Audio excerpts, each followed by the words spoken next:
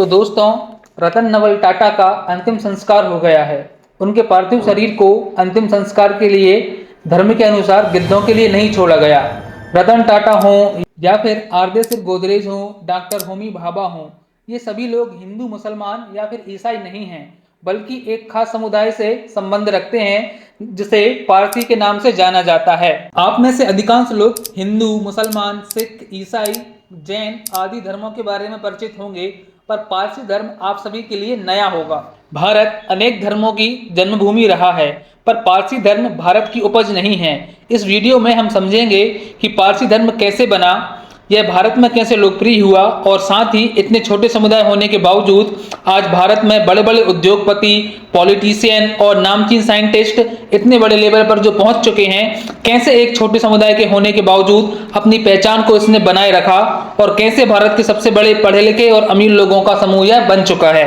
तो नमस्कार साथियों, स्वागत है आपका मेरे चैनल प्रीचिंग ज्ञान पर एक नई वीडियो के साथ। तो सबसे पहले हम बात कर लेते हैं पारसियों की आबादी की। तो समस्त विश्व में इनकी आबादी लगभग 1.5 से 2 लाख के बीच है। भारत में लगभग 60 से 70 हजार पारसी रहते हैं। गौर करने वाली बात यह है कि इनमें से 40-50 हजार खाली मुंबई में रहते हैं। अब आपके दिमाग में यह सवाल उठ रहा होगा कि मुंबई में इतनी सारी आबादी कैसे है, या फिर क्यों ये लोग मुंबई के आसपास के इलाकों में ही रहते हैं। इसके लिए हमें इनके इतिहास को समझना पड़ेगा। आज पारसी समुदाय के चमकते सितारों में टाटा समूह से लेकर रॉकस्टार फ्रेडी मर्करी तक शामिल हैं। आपने बचपन में स्वतंत्रता संग्राम में बढ़ चढ़कर हिस्सा लेने वाले दादा भाई नौरोजी, फिरोज शाह मेहता और भीखाजी आदि के बारे में सुना होगा। तो इन सभी का ताल्लुक पारसी समुदाय से रहा है। जैसा कि आपको पता है कि आज इंडिया में हर जगह क्रिकेट कितना फेमस हो चुका है। आज इंडिया में क्रिकेट हर गली मोहल्ले में फेमस है। लगान मूवी तो आपने देखी होगी आमिर खान की, जो ऑस्कर के लिए भी नॉमिनेट हुई थी। पर पते की बात यह है कि भारत में पहले क्रिकेट क्लब की स्थापना पारसियों ने की थी। ओरिएंटल क्रिकेट क्लब मुंबई में पारसियों द्वारा ही 1848 में स्थापित किया गया था, और वो पारसी ही थे जिन्होंने सबसे पहले भारत में क्रिकेट को स्टार्ट किया था। बहरहाल हम बात कर रहे हैं कि क्यों ये समुदाय मुंबई में और उसके आसपास के इलाकों में ही फैला। इसके लिए हमको एंशिएंट हिस्ट्री समझनी होगी। 7वीं सेंचुरी के आसपास ईरान, जिसे पुराने जमाने में पर्सिया के नाम से भी जाना जाता था, आपने एक हॉलीवुड की मूवी देखी होगी प्रिंस ऑफ पर्सिया, हम उसी पर्सिया की बात कर रहे हैं जिसे आज ईरान के नाम से जाना जाता है। उस टाइम पर वहां पर सासानी साम्राज्य का शासन था और जोरोस्ट्रायनिज्म वहां का राजधर्म था। उस समय साम्राज्यवाद अपने चरम पर था। तो इसी के चलते ईरान के जो लास्ट किंग थे यजगार्ड को अरबों ने 641 ईस्वी में हरा दिया था। तो जाहिर सी बात है कि राजा हार जाता है तो दूसरे जीतने वाला राजा वहां की प्रजा पर अत्याचार करने लगता है। यही कहानी हुई वहां रहने वाले पारसियों के साथ। अरबों के द्वारा होने वाले अत्याचार से बचने के लिए पारसी वहां से भागने लगे। कुछ पारसी पास में ही स्थित खुरासान की पहाड़ियों में जाकर बस गए, लेकिन अरब वहां भी पहुंच गए। तब पारसी लोग कुछ 3-4 नावों में वहां से सवार होकर भारत के दीव द्वीप, आपने सुना होगा दमन और दीव द्वीप पर आकर बस गए, जो कि उस समय गुजरात के काठियावाड़ के पास हुआ था। उस समय गुजरात के राजा जाधव राणा हुआ करते थे। बसने के लिए उन्होंने जाधव राणा से परमिशन मांगी। परमिशन मिलने के बाद पारसियों ने वहां पे एक छोटा सा नगर बसाया, जिसे आज संजान नाम से जाना जाता है। अब हम समझेंगे कि इस धर्म में वो कौन सी प्रथा थी जिसके चलते ज्यादातर लोगों ने उसका विरोध किया है। इंदिरा गांधी के पति फिरोज गांधी को ही ले लो, वो भी पारसी थे।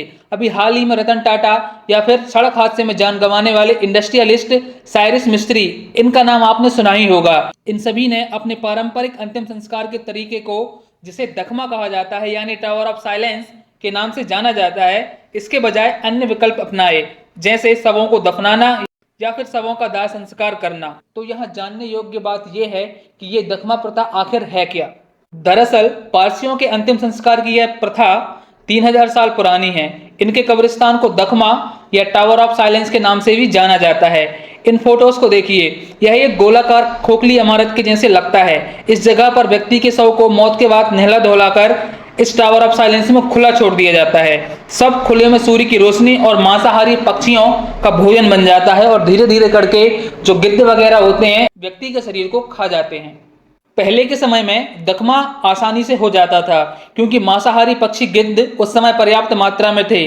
पर हाल के कुछ वर्षों में गिद्धों की संख्या में तेजी से गिरावट आई है, जो लगभग 99% तक घट चुकी है।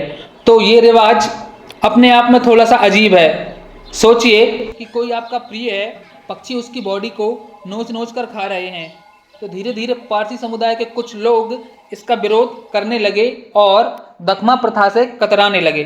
प्रसिद्ध उद्योगपति जे.आर.डी. टाटा ने इस चीज को बंद करवाने के लिए 1980 के दशक में प्रार्थना हॉल बनवाया, जहां पारसियों के लिए शवों को दफनाने की व्यवस्था करी गई थी। अपने भाई की मृत्यु के बाद उन्होंने मृतकों का सम्मान के साथ निपटान इस थीम के साथ एक कैंपेन भी चलाया। जैसा कि आपको पता है कि हर धर्म की कुछ रीतियों को अगर कोई दरकिनार करता है तो उसको विरोध तो झेलना ही पड़ता है। गौतम बुद्ध से लेकर अंबेडकर साहब तक सभी ने झेला है।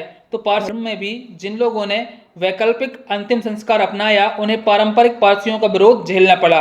बहरहाल ये थी पारसी धर्म के अंतिम संस्कार से जुड़ी जानकारी। ये मुद्दा संवेदनशील तो जरूर है। मैं किसी धर्म का विरोधी या समर्थक नहीं हूं, पर मेरा मत है कि मानव शव का दाह संस्कार सम्मान के साथ होना चाहिए। आपकी क्या राय है कमेंट बॉक्स में जरूर बताएं। वीडियो अच्छी लगी हो तो चैनल को सब्सक्राइब करें। धन्यवाद।